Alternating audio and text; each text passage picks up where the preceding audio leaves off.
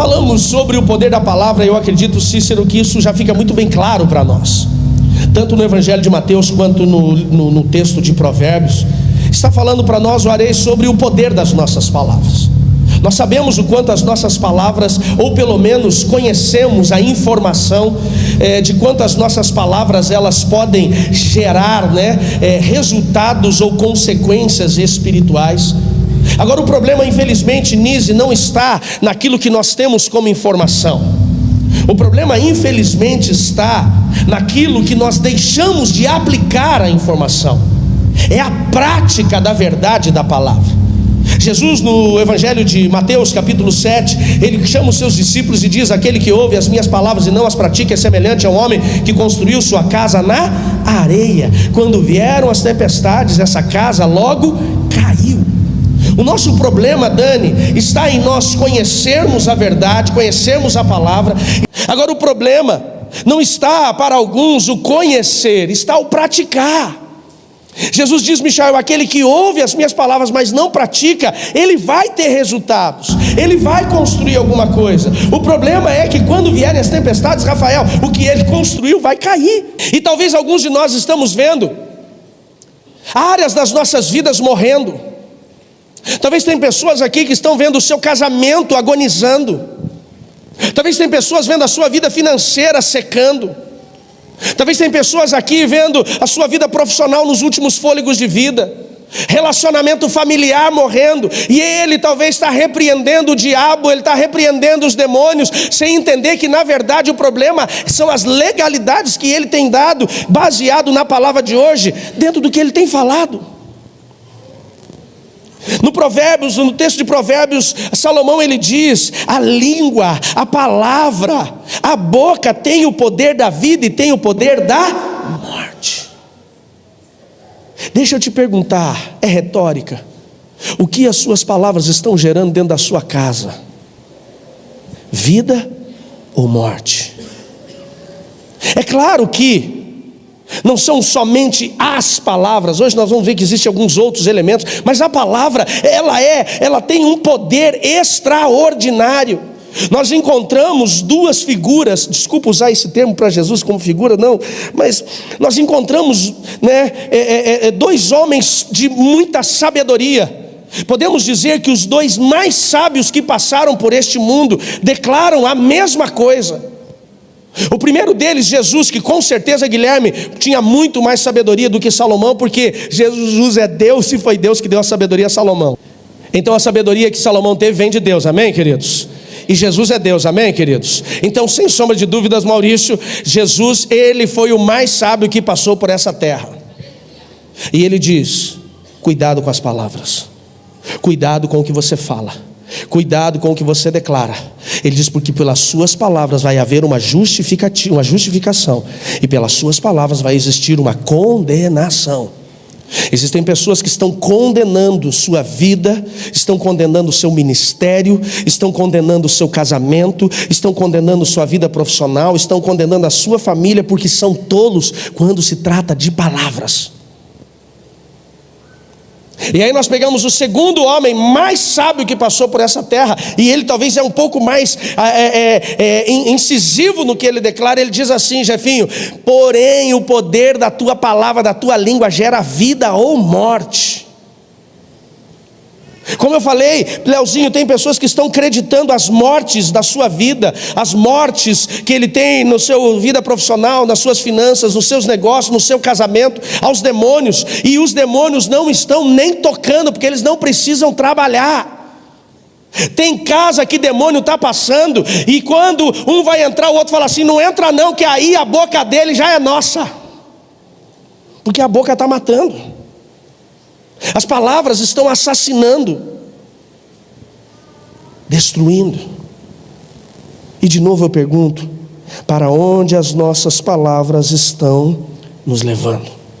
Abra comigo sua Bíblia lá no livro de Gênesis 31, 22. 3 dias depois, Labão foi informado que Jacó havia fugido. Reuniu um grupo de parentes e saiu à perseguição de Jacó.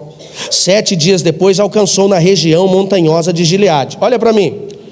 Depois de 20 anos que Jacó trabalhou na casa do tio e sogro, o enganador, Labão, Deus falou para ele: está na hora de voltar e resolver sua história, está na hora de fazer o caminho de volta. É um dos princípios que a gente sempre ensina.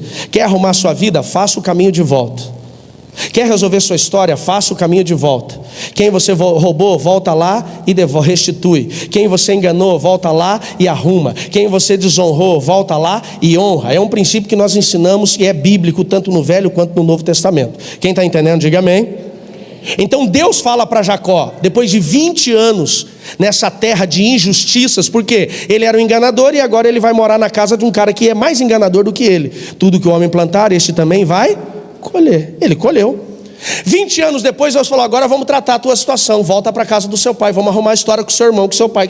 Que o pai, interessante isso, quando estava para morrer 20 anos antes, disse: eu vou abençoar meu filho mais velho. Os olhos estavam cegando, ele achava que ia morrer, e abençoa Jacó, enganado pelo filho e pela esposa. 20 anos se passaram, Jacó estava onde? Vivo, esperando o filho voltar para arrumar a história. Quando ele está voltando, ele toma suas esposas, suas concubinas, seus filhos, seus bens, porque Deus o enriquece mesmo na injustiça do sogro.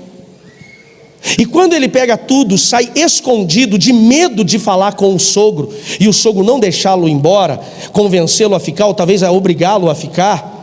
A sua esposa Raquel rouba ídolos domésticos. Ela pega imagens de deuses pagãos que Jacó tinha que Labão, seu pai, tinha na tenda, e ela traz consigo, provavelmente ídolos de ouro, e ela traz consigo. E depois que Labão, então o sogro, fica sabendo, pastor Anderson, que Jacó vai embora, ele arruma desculpa dizendo assim: eu vou atrás de Jacó, porque meus ídolos foram roubados. Mas na verdade, Jacó era o cara que prosperava ele. Ele falou: eu quero o meu pezinho de coelho aqui, o meu trevo de 4 folhas de volta. Então ele corre, 3 dias depois ele é informado que Jacó foi embora, e ele reúne um grupo de homens e vai atrás de Jacó, e ele vai com o objetivo de obrigar Jacó a voltar. Então volta no texto.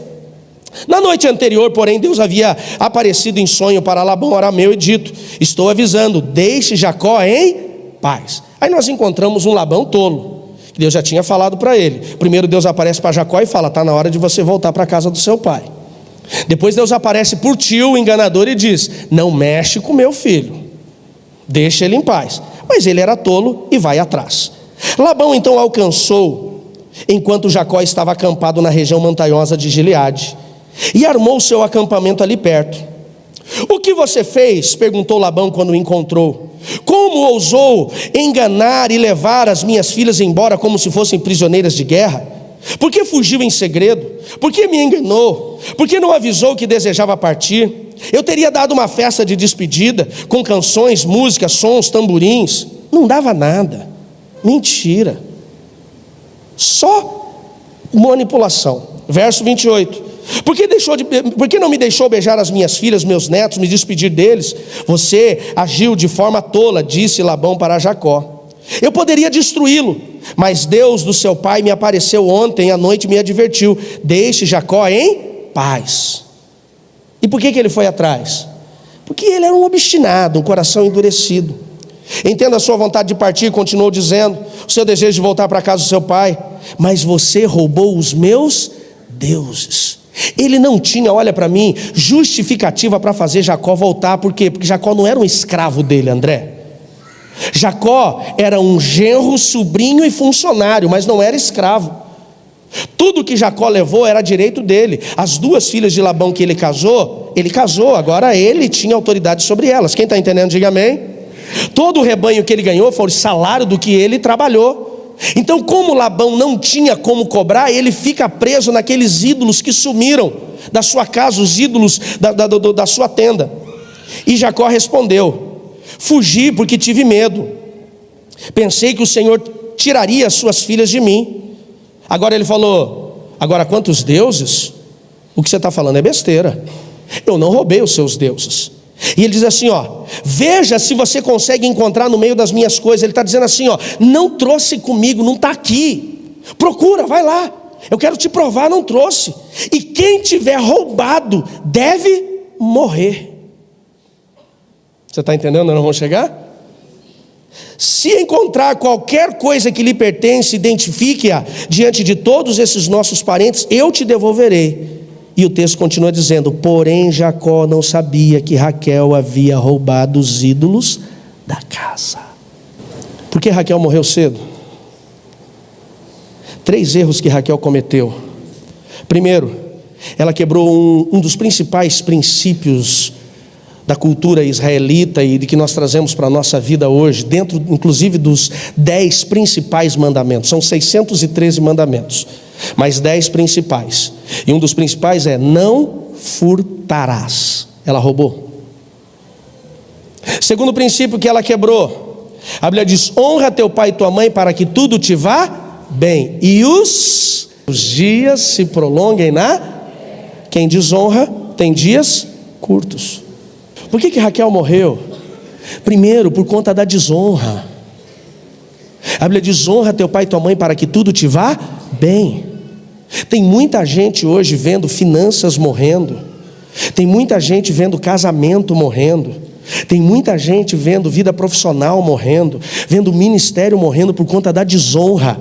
O ir mal é uma espécie de morte, é uma espécie de coisas que estão secando. E depois ele ainda fala, a própria vida, ele diz: os seus dias não se prolonguem na terra, ou se prolongue se honrar, e se não honrar, a desonra gera dias encurtados na terra. Sabe por que essa mulher, que poderia ter vivido perto dos 100 ou mais dos 100 anos, morreu com 43 anos de idade?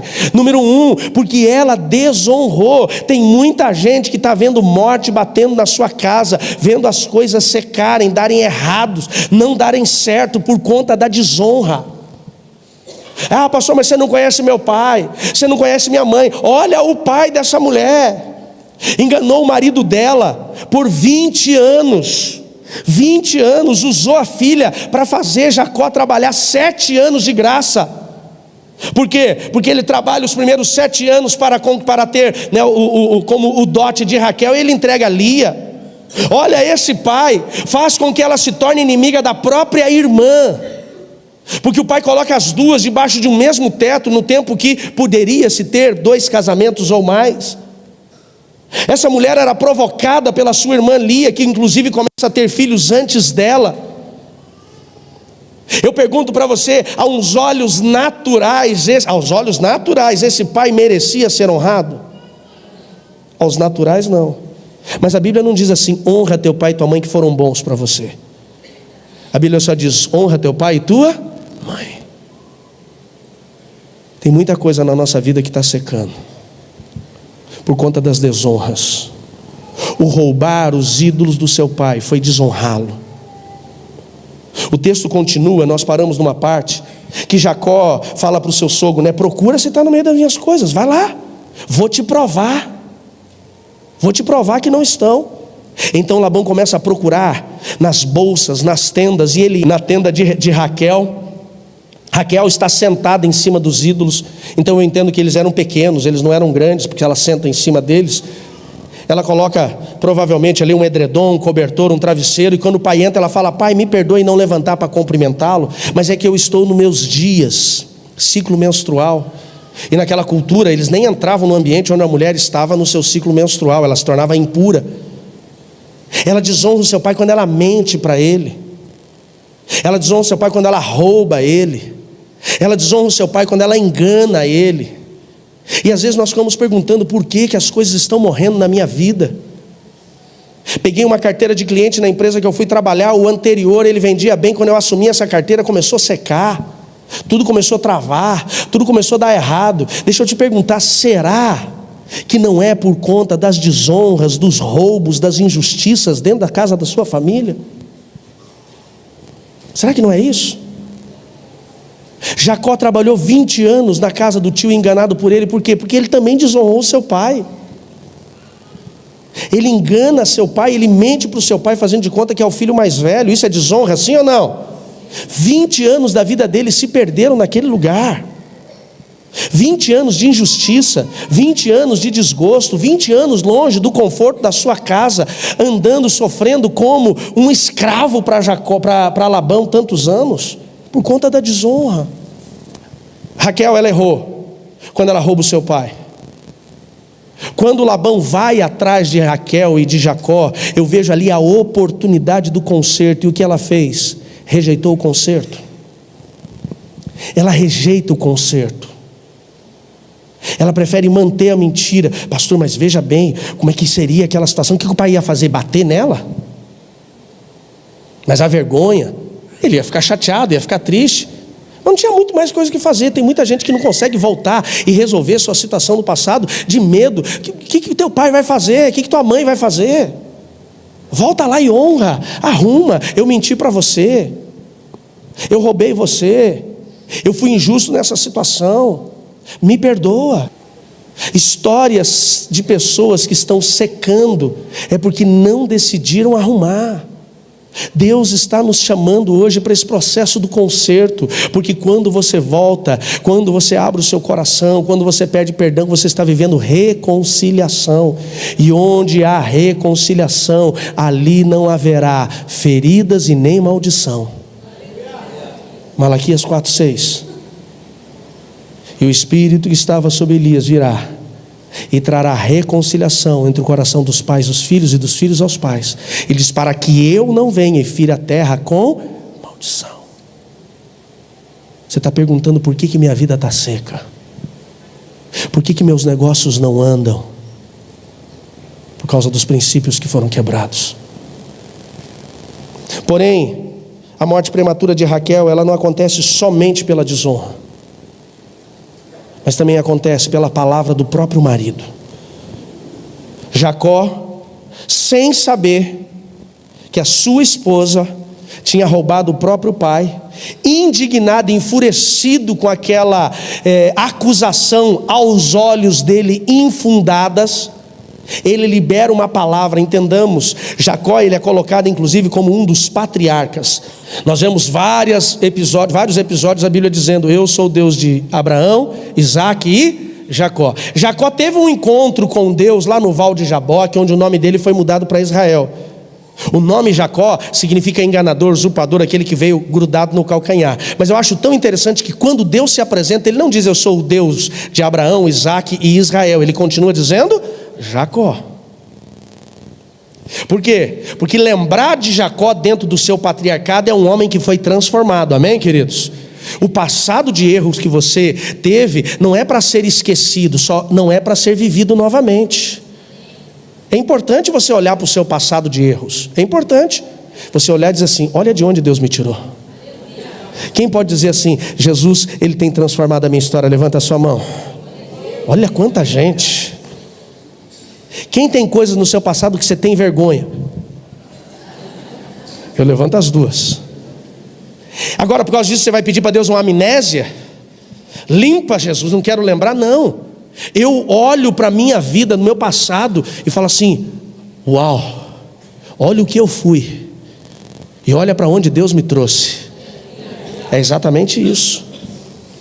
E Deus continua usando esse patriarcado. Então esse patriarcado traz o quê? Uma autoridade. Jacó, ele tinha uma autoridade que veio da vida do seu avô, que veio da vida do seu pai, estava sobre ele. Quando ele, sem saber, tolamente declara algo, esse algo na sua autoridade de marido, de patriarca, sua autoridade de um representante do céu, porque a família que Deus levantava como uma família sacerdotal para o mundo inteiro partiria dele. Ele liberou uma palavra de morte sobre a sua esposa. Ele disse: se você encontrar, está lá o texto, quanto aos deuses, se você conseguir encontrar quem tiver roubado, deve. O que você está declarando como palavras? O que nós estamos declarando como palavras? Sobre a nossa casa? Sobre o nosso casamento? Qual foi o erro de Jacó aqui? Enfurecido, descontrolado, nervoso, com as suas emoções abaladas. Segunda lição: cuidado com o que você fala quando as suas emoções estão abaladas. Esse piá é uma peste. O que é a peste? Doença. Esse casamento é o inferno. O que é o inferno? Lugar de condenação. Esse homem parece o diabo. Essa mulher é uma praga mesmo. É o que você sente? É uma verdade às vezes para a pessoa? Não é, mas naquele momento ela está enfurecida. Quando você está enfurecido, nervoso, descontrolado, se cale. Se cale. Suas emoções podem gerar palavras que lá na frente você vai se arrepender. Eu separei algumas lições, se você gosta de anotar, anota lá. Algumas lições sobre palavra. Tiago diz assim: aquele que domina a sua língua perfeito é. Eu não encontro na Bíblia Deus dizendo que nós somos perfeitos. Pelo contrário, eu encontro muitos textos na Bíblia, Carlos, a Bíblia dizendo que nós somos imperfeitos. Mas Tiago diz assim: se você controlar a sua boca, você é perfeito. Se você controlar a sua língua, você é perfeito. Olha que coisa interessante. Às vezes, por conta do descontrole das nossas palavras, nós estamos desgraçando a nossa vida, a vida dos nossos filhos e dos filhos dos nossos filhos. Consegue imaginar como é que foi para Benjamim e para José crescerem num ambiente sem mãe? Sendo que o pai tinha 4 mulheres, 2 esposas e 2 concubinas. E quando o pai tinha tantos filhos e tinha tantas tendas de mulheres, quem guardava os filhos, quem protegia os filhos, quem falava com o marido pelos filhos era a mulher. Esses 2 não tinham. Pastor, mas a Bíblia diz que Jacó amava mais os 2 do que os outros. Muitas feridas que nós encontramos dentro das nossas salas de cura são problemas com mãe. Você sabia que problema de maternidade é falta de nutrição, tem levado muitos para os vícios? Não é regra, por favor. Mas pessoas com problemas de vícios orais, uma boa parte delas tem a ver com problemas de maternidade. Mães que abandonaram, mães que rejeitaram, mães que eram duras demais, mães que eram passivas demais, ausentes demais. Aí ele vai procurar o quê? Compensar essa ausência de nutrição. Vícios orais, cigarro, bebida, maconha, crack. Pastor, o que é isso? Estou falando das experiências que nós temos. Sério demais. A ausência dessa mãe pode ter gerado quantas situações desconfortáveis. Agora Jacó sabia? Não, ele só estava enfurecido, dominado por sentimentos. Dominado por sentimentos. Então anota lá, o que eu preciso aprender sobre palavra? Nunca fale sobre assuntos que você não domina e não tem certeza. Lembre-se, pelas nossas palavras seremos justificados, pelas nossas palavras seremos condenados. Nunca fale de pessoas que não estão presentes. Importante, vai falar de alguém? Se é mal, chama ela junto. Eu quero falar do Márcio. Márcio, vem cá, deixa eu contar um negócio. Você tem coragem de contar? Não, então não deveria ter falado. Nunca fale quando estiver enfurecido, nervoso. Nunca fale palavras que podem trazer mal ou legalizar trevas. Inferno, diabo, cuidado. Se cale quando você estiver frustrado, porque a frustração pode levar à murmuração. Sabia que os principais pontos que nós murmuramos é a nossa frustração? O povo de Israel murmura contra Deus e ficam 40 anos no deserto e morrem no deserto. Por quê? Porque eles se frustraram com o relatório que foi trazido da terra prometida e murmuraram. Se cale quando você estiver frustrado. Nunca fale quando você estiver pressionado. Pessoas muitas vezes pressionadas tendem a mentir, principalmente se o perfil comportamental é mais extrovertido. O extrovertido ele tende a prometer coisas que ele não pode cumprir para poder se livrar da pressão. Quem está aprendendo, diga amém. As emoções de Jacó comprometeram a sua casa, seus filhos, a mulher que ele amava. Ela morreu por conta da desonra que ela gerou e por conta das palavras. Quem tiver pego esses ídolos deve morrer. Morreu. Infelizmente, foi isso que ele trouxe para a sua casa. E eu encerro com a última lição. Voltando para o poder da palavra. Como que as nossas palavras podem gerar morte? Se você gosta de anotar, continua anotando lá. Primeiro, nós podemos gerar morte quando mentimos. Palavras. A palavra de mentira gera morte? Sim. Quem é o pai da mentira? O capeta, o sapricol, o didi, o catiço, o capiroto, qualquer nome que você quiser dar, ele é o pai da mentira. E a Bíblia diz que o diabo veio para quê? Matar. Quando você declara mentiras, você está atraindo a paternidade, a manifestação satânica maligna sobre a sua vida, em específico sobre a área da sua vida que você está mentindo. A pessoa mente, Gerson, na sua vida profissional. O que ele está fazendo? Ele está abrindo a porta da sua vida profissional, dos seus negócios, para os demônios agirem, para o diabo agir. E o que o diabo vai trazer? Morte nos negócios. Avalie aqui, não precisa levantar a mão. Quem aqui está enfrentando situações adversas e complicadas na vida profissional? Não precisa levantar a mão. Perdas, fracassos, negócios que estavam vivos e de repente deixaram de existir, morreram. E depois, avalia se não teve mentira nesse negócio, se não teve mentira nesse trabalho, se não teve mentira nessa carteira de clientes. Só avaliar. Onde tem mentira, a palavra, quando Jesus ele fala que pelas palavras seremos justificados, seremos condenados, não é só pela palavra de maldição como Jacó, são por todas.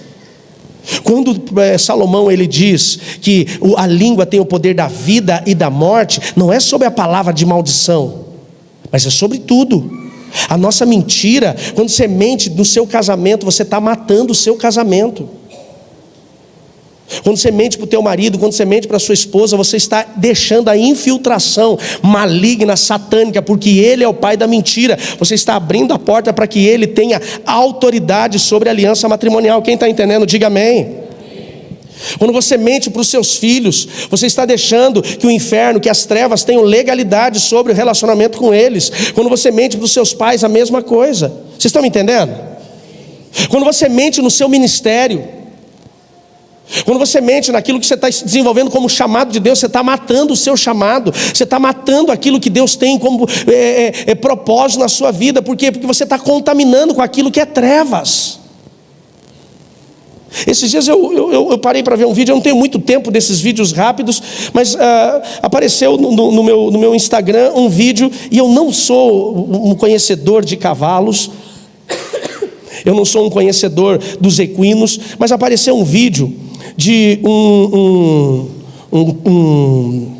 quem trabalha com casco, casqueador, seria isso? Ferreiro, um ferreiro mostrando um animal, um cavalo que estava manco. Então ele mostra um vídeo daqueles rápidos, o cavalo arrastando a perna, ele não conseguia forçar. E aí ele levanta o pé do cavalo e ele vai cortar o casco do cavalo, Miguel. E ele começa a explicar, olha, nesse casco aqui tem um problema, tem um que ele chama de broca, exatamente, chama de broca. E aquilo me chamou a atenção. Ele começa a limpar, depois ele vai cortando o casco. E ele falou, essa broca, que é uma inflamação, ele falou, veio por uma pedrinha. E ele tira uma pedrinha pequenininha. E aí ele começa a casquear o cavalo, tirar o casco. E ele vai abrindo, e aquilo vai abrindo. E tem uma hora que ele abre, aquilo explode na cara dele, uma inflamação. Ele até fala, uau, esse cheiro está ruim. E ele fala, isso aqui chegou lá no profundo do casco. Ele falou, se eu não estivesse tratando agora, esse cavalo poderia até perder a condição de locomoção e teria que ser sacrificado. Por causa de uma pedrinha, o cavalo ia morrer. Sabe o que é a pedrinha? É aquela mentirinha. Aquela mentirinha que gera uma broquinha, que gera uma inflamação, que gera uma contaminação e que leva à morte. O salário do pecado é a morte. Palavras que geram vida e palavras que geram. Segunda situação que a gente precisa entender sobre palavras que geram morte. Pode não ser através da mentira, mas pode ser através da murmuração. Morte gerada na murmuração, nação de Israel. Números capítulo 13 e Números capítulo 14. O povo de Israel sai com uma promessa de entrar na terra prometida. Começam a duvidar que essa terra possa ser tão boa, questionam a terra. Erickson, Deus permite que Moisés levante 12 espias, os 12 espias espiam a terra, trazem frutos da terra, cachos de uva que 2 homens precisavam carregar, Tatiele, mas 10 dos 12 quando voltam infamam a terra, e a Bíblia diz que ao infamarem a terra, eles geram uma frustração em toda a nação de Israel. Tem muita gente que está morrendo espiritualmente, financeiramente, profissionalmente, por causa da murmuração. Se não tem o que falar, se cale. A morte que vem através da murmuração. Primeiro, a murmuração leva para o deserto. Deserto é um lugar que tem frutos, confortável, água fresca. Deserto é ruim. A murmuração, Rita, primeiro leva para o deserto, lugar ruim, lugar seco, árido, e depois para a morte. Só Caleb e Josué, que não murmuraram contra a terra, entraram em Canaã. Todos os outros morreram. E para a gente encerrar, a última é a morte gerada através da declaração tola. Jacó. Quem roubou deve morrer. Raquel morreu. Quanto tempo? Entre 1 ano e 8 meses, 9 meses a 2 anos. Foi rápido. O que as tuas palavras estão gerando? Tuas palavras para teus filhos, para teu casamento, para com a tua vida com Deus, para o teu trabalho, para as tuas finanças.